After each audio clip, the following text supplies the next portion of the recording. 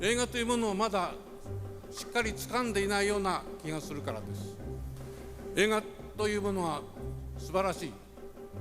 しかしこの素晴らしく美しいものを掴むのは大変難しい。しかし私はこれからもこの映画という素晴らしいものを掴むために全力を尽くすつもりです。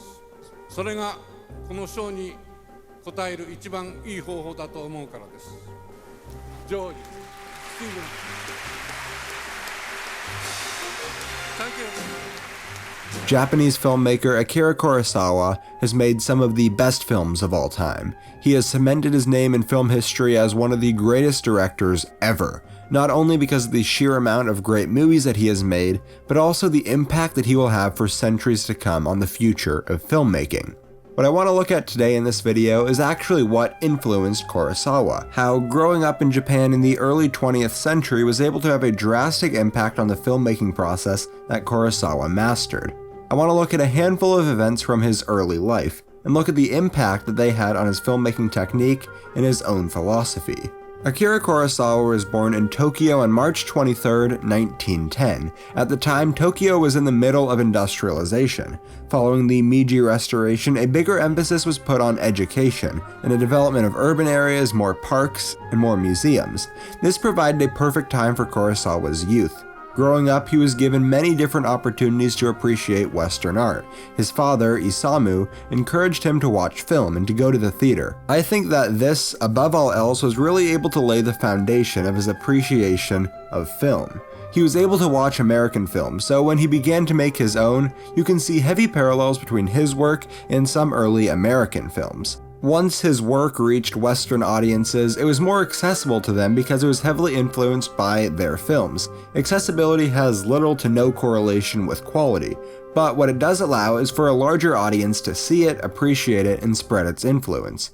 In addition, Japan was going through a progressive period of education during the early 1900s. His teacher put an emphasis on reading European plays and stories, like Shakespeare. Japanese culture, of course, also had a huge impact on Kurosawa's films. He grew up in a wealthy family and was pushed by his mother and father to be the best that he could be. He was the captain of his school's kendo club and took an interest in drawing and pursuing art. In addition, while he was growing up, Japan was going through a cultural shift as it was changing and adapting into the modern world. These ideas of change are found in many of his movies. Despite most of them taking place hundreds of years before they were made, he uses this time period to explore change. He looks at different cultures and sees the evolution of them. He compared the harsh reality of modern life in a film like Akira to a dramatized adventure like Yojimbo. To him, his films are a way to explore cultures that are no more. He was able to make his movies and use them as a catalyst to explore what is inexplorable in everyday life. However, it is everyday life that influenced his work. When he was 13 years old, his brother took him to see the aftermath of the 1923 Great Kanto earthquake. This devastating event and the fires that occurred because of it in total took the lives of over 130,000 people. He spoke about this event in his book, something like an autobiography, and cited this event as something that taught him about treachery and nature. He said that this moment showed that nature, just like people, can be cruel, and in all of his movies, featured nature to help tell its story. During fighting, during conversations, and when we are following characters, we constantly see nature in the background. Sometimes this can be utilized in a positive light when it shows the end of fighting or the end of a bad moment. But other times, he uses the harsh conditions to help show off the true evil of humanity, which is a big theme found in a lot of his different movies. This single moment from his childhood cannot be underestimated when looking at what has influenced his work and why he has made some decisions. Another monumental event that influenced Kurosawa considerably was World War II. His first director credit was for a film called Sanshiro Sugato, released in 1943. It was by no means as good as some of his later work, but it did gain a lot of attention from the Japanese government. Now, it's worth mentioning that he did not fight in World War II and instead focused his time on direction and writing. Some of the films that he made were praised by the government for embodying the nationalistic traits that Japan was looking for. Others questioned this nationality and were censored by the government. Even early on in his career, he showed that he wasn't interested in what others thought of his work. He wanted to make the best movies as possible and wasn't concerned with what others thought of it. He had his priorities and stuck to what he believed in. After the war ended, the United States occupied certain parts of Japan. Here, globalism played an enormous role in the development as a director. He already had seen some American films, but now that American culture was being combined with Japanese culture, he was able to take what he already knew and adopt global techniques to implement into his films to make them even better. But I also want to take a look at why his movies are so great. His career spanned 50 years. I'm not sure anyone could tell you exactly what he did in each of his movies to make them so great. But there are 3 techniques that he used that I really want to single in on. And the first is script. Kurosawa put a lot of emphasis on the screenplay. To him, this is where the filmmaking process begins. He gave advice to aspiring filmmakers and said, 映画作りたいんだったら、その脚本を書きなさいと。脚本だったらわらばんしと鉛筆があれば書けるんだ。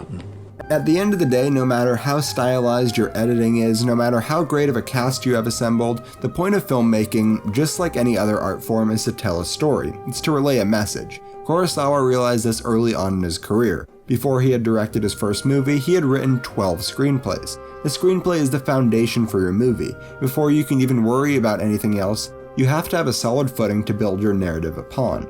Next, he had a group of people who he would collaborate with on a lot of his movies over and over again. This is something that a lot of great modern filmmakers have done, but it was something that Kurosawa embraced. He is someone who helped out on every step in making his movies. He wrote or co-wrote all of them, he helped out with production design, casting, of course direction, and edited all of his movies. However, he could only do so much, so over the course of his career, he found a group of incredibly talented people that he collaborated with over and over again. Kurosawa embodies the word humble. He consistently works with the same people to make his films feel unanimous, and now that he has this group of talented people, he focuses his attention on story as opposed to worrying about the cast and crew.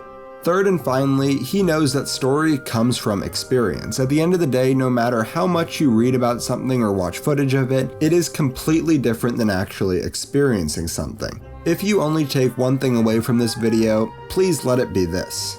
Good stories are good stories, but if you want to give a story meaning, you have to be able to apply events that have had a meaningful impact on your life to the story. Then, and only then, can you make a story truly great. Thank you very much for watching. As I'm sure you can tell, I'm a huge fan of Kurosawa and almost everything that he's ever released. His work has really changed the modern movie, and if you haven't seen it, then by all means you should definitely check out at least some of it. Next week I'm going to be discussing M by Fritz Lang, another incredible movie. That video is going to be out next Saturday and is on the right of the screen. On the left is my last video where we discussed Michael Mann's Heat. Check that video out if you haven't seen it yet, and as always, thank you so much for watching.